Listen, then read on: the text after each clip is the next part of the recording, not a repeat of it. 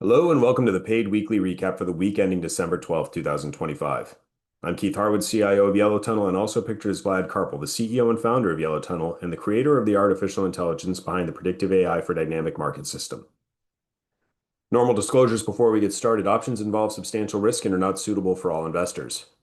Yellow Tunnel and myself are not investment advisors and not registered with the SEC nor FINRA. The information in this presentation is for education and information purposes only and should not be considered trading advice. And finally, myself and/or the team at Yellow Tunnel may have a financial interest in the securities presented and the trade ideas.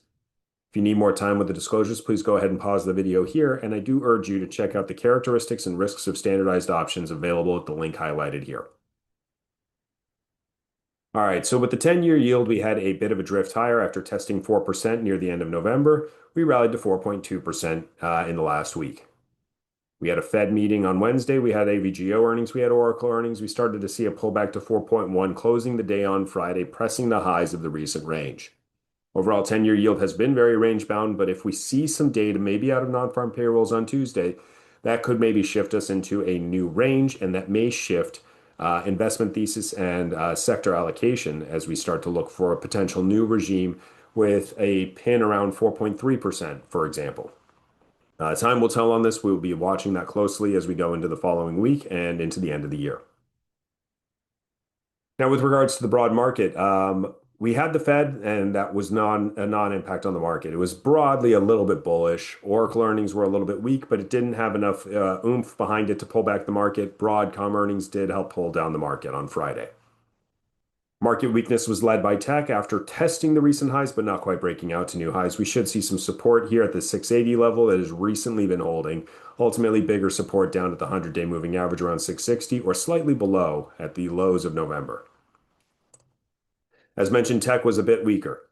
So the pullback from Oracle earnings hit a little bit on Thursday. AVGO earnings being weak pulled us down even further on Friday. Tested the 50-day moving average, testing the 20-day moving average, closing right on those levels.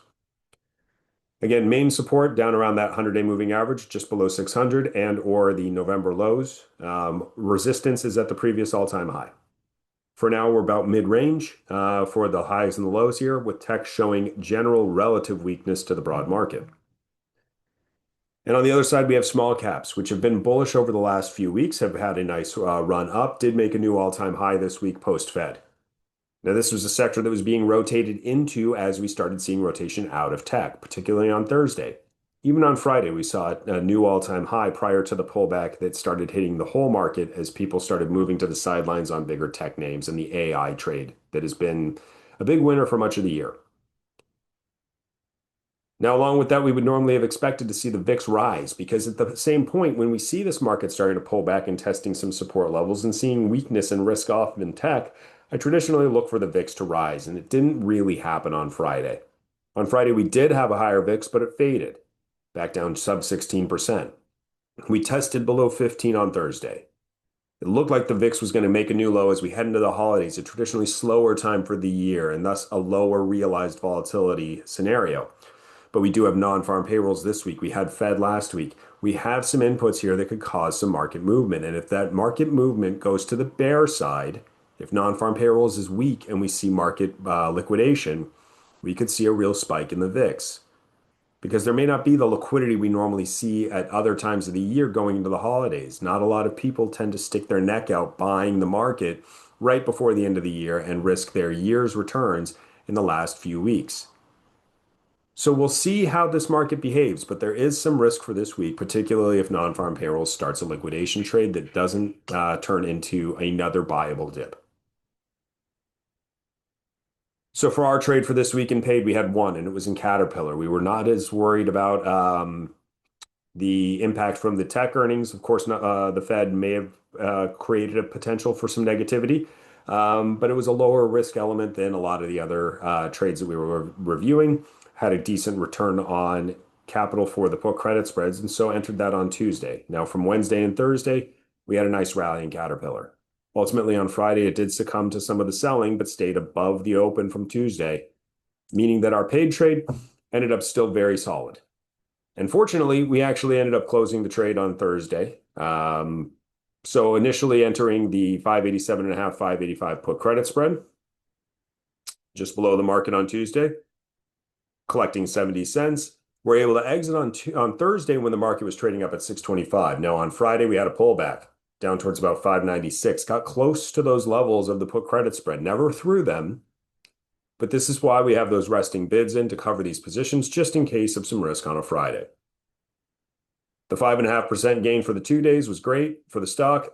Had one been in long a call and looking to exit on Friday, would have been a wash if, at best, because the stock pulled back to around $600 a share on Friday. Still above the put credit spread, which expired at 0 after the cover at 2 cents a day early. But there was some question marks there during the day on Friday of whether that was going to expire worthless. So overall, a solid performance, 30% return, 38% return on risk for the put credit spread, 5.5% gain for 2 days in the stock, less than 1% for Tuesday through Friday.